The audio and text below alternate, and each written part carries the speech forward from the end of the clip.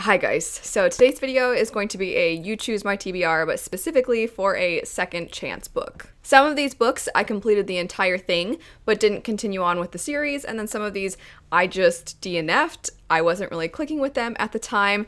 The spark for this video is that I recently have been reading Priory of the Orange Tree, and I'm not hating it, I'm not disliking it, I am just not finding myself connected to it at the moment, but it seems like a book that I might enjoy if I just wait a while and maybe try again in the future. But I made a whole video about the best books I almost quit, because a lot of times when I do come back around to the book, I end up really liking it. So I don't want to completely say that I'm done with Priory of the Orange Tree, but I do need a break from that one. The other books that I'm going to be talking about and the ones that you all get to vote on, these are books that I tried a while ago, and I am ready to maybe try picking them back up. There's some pretty good ones. I think it's going to be kind of difficult for you all to decide. And if you really can't choose just one, you are allowed to pick multiple. The way that you vote is you just leave the name of the book that you would like to win in your comment. And then sometime between now and the end of the year, I will pick that book back up or that series back up. There are a couple of things that I want your input on with some of these. So I am going to name off the books, and if you don't mind trying to listen through my reasons for why certain ones I'm more hesitant to pick up than others, I would really appreciate it, because ultimately I want to pick up a book that I'm going to enjoy, or that maybe it would be better to pick up a different book by that author first before giving another book a chance. And also, just because a book might not win doesn't mean that I'm just getting rid of it and I'm never going to try it again. So I'll probably keep making videos like this maybe once or twice a year, and these books will pop up again. So don't worry if the one that you think should win doesn't win. I will hopefully eventually get around to them. Getting into the list, and I told you it's gonna be difficult, I feel like, because there's some pretty popular, well-loved books on this list. We have Theft of Swords, City of Brass, The 5th Season, Half a King, and The Night Circus. I'll just go ahead and go in order and start with Theft of Swords.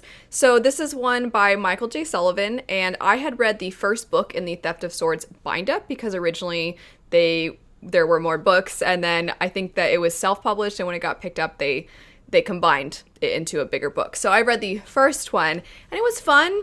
I didn't hate it. I didn't think it was terribly written or anything like that. I didn't have anything in it that greatly disturbed me. I just felt like it was fun. I didn't have a whole lot of other thoughts or feelings about it. This is one that I might not reread the first book, but rather continue on with the series if it ends up winning. However, the reason I'm hesitant is because I believe that Theft of Swords is one of Michael J. Sullivan's earlier works, and I'm wondering if it would be better for me to just pick up one of his other series. I know my friend Joshana really loves another one of his series a lot, and I think she's been doing a read-along, and a bunch of other people have been really loving it. So I'm kind of torn. Do I want to keep going with Theft of Swords because I have heard that the series gets amazing as it goes, or do I pick up something else by him? If you all who are Sullivan fans could let me know your thoughts on that, it'd be greatly appreciated. Next up, we have City of Brass. So I think I would have to reread this first book if this ends up winning. I know a lot of people here on BookTube and Bookstagram really love City of Brass. I felt kind of lukewarm about it for a while as I was reading it, and then the ending really sucked me in, and I was so excited for the sequel. I got the sequel basically as soon as it came out. And there was kind of a time jump between the first and second book. And the way the first book left off made me so excited for what was about to happen and what was going to happen next. And then we skipped that part. And I was like, I don't know if I want to have that same experience again of taking a while and then being pulled in. I feel like I did that with the first one. But I've just heard such good things about this trilogy. I know so many people think it's fantastic. And I think part of my enjoyment level for the first book, the reason I felt lukewarm for a lot of the majority of the first book, is because there's a lot going on with a lot of the culture and these different groups of people that I think it made it a little difficult to keep track of, and then therefore some of the more emotional moments ended up being not as emotional because I didn't feel like I 100% fully understood what was going on. It's not a result of dense writing or anything like that. It's just there's a lot going on with the world, and normally I like that, but it was quite a bit with that one. So I'm wondering if on reread, because I've read it before and I'm already familiar with other things, if I could focus on that element more and then enjoy it more and then feel like I'm ready for the sequels. I don't know. Let me know. Next up, the 5th season. I feel like this one's just gonna win. I don't know. When I was telling my husband my list, he was like, that one's just gonna win. Just pick that one up.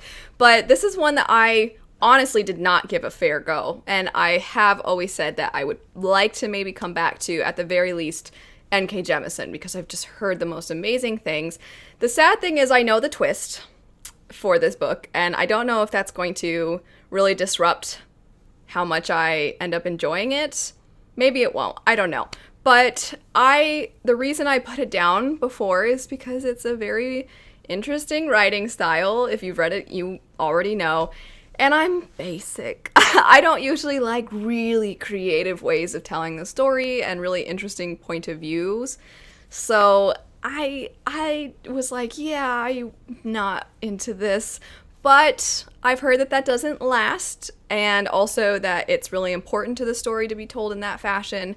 But also, I've just heard so many things about N.K. Jemisin in general, so I'm wondering, similar to Theft of Swords, would it be better to jump right back into the 5th season and try it again? Or would it be better to try something else by Jemisin? Because I do have another one of her works, so that's another one that, you'll have to let me know. Next up, we have Half a King by Joe Abercrombie. This is his YA series, which often mistakenly gets put in adult, but it's not. It's YA. And it's kind of a Viking-inspired fantasy story. I didn't complete this one either, but Joe Abercrombie has a tendency to rely on repetition a little bit for some of his characterization. So, for example, with the character Logan from First Law, you always hear the say one thing, say, and then fill in the blank. That's kind of a little Logan-ism. And I found in the small amount that I read of Half a King, it was like that, but times a lot. It felt quite excessive. And so this is the only one on the list that, honestly, if you all tell me, hey, that doesn't really change throughout the series, this might not be the one for you. This one, I might not pick back up. I'm hesitant. Maybe I will, maybe I'll give it another try. But most of the ones on this list, I am interested in picking up, whether they get voted on or not, at some point in my life. This one, I could see maybe not. But if you all convince me that I should, then maybe I'll pick it up. Last, we have The Night Circus. I actually could see this one winning too. I don't know. It'll be very interesting to see what wins. But The Night Circus is one that I was not disliking. I didn't get the chance to finish this. I like that it's a standalone, and I would like to read the other story by this author, Erin Morgenstern. I would like to read their other work. But the reason I had to put The Night Circus down was because of the events that were going on last year, and I know most of you know what happened in my life. So I just would find myself picking books up and then having to put them down. That actually kind of similarly happened with Half a King, but I was enjoying The Night Circus more, and I just couldn't keep going with it. A plus with this one is that my husband did get the chance to read and complete it, and I know that he liked it, and we were wanting to do a combined review if we could, or some kind of a book chat. So I think it would be fun for that reason.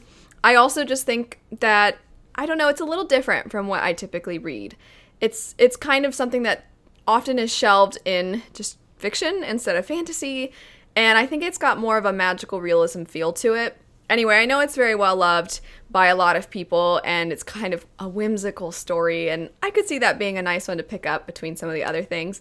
But either way, those are the selections, those are the options. So I want to clarify, when it comes to leaving the title in your comment, let's say that you wanted to vote for The Night Circus, but then you also wanted to give me some information on Half a King, so that your comment doesn't count as a vote for Half a King if you don't want it to, you can abbreviate the other names. So if you want to comment on the Sullivan, Jemisin, whether or not I should read something else by them and then you want to vote for City of Brass, like I said, you can just abbreviate Theft of Swords, you can abbreviate the 5th season, and then that way the City of Brass thing will be the only thing that pops up. Thank you in advance to everyone who gives me their input on all this. I'm really excited to see what ends up winning and hopefully end up finding a new favorite, because like I said at the beginning, that ends up happening quite a bit for me. So fingers crossed that's what ends up happening. But anyway, thanks so much for watching, and I hope you all have a great rest of your day.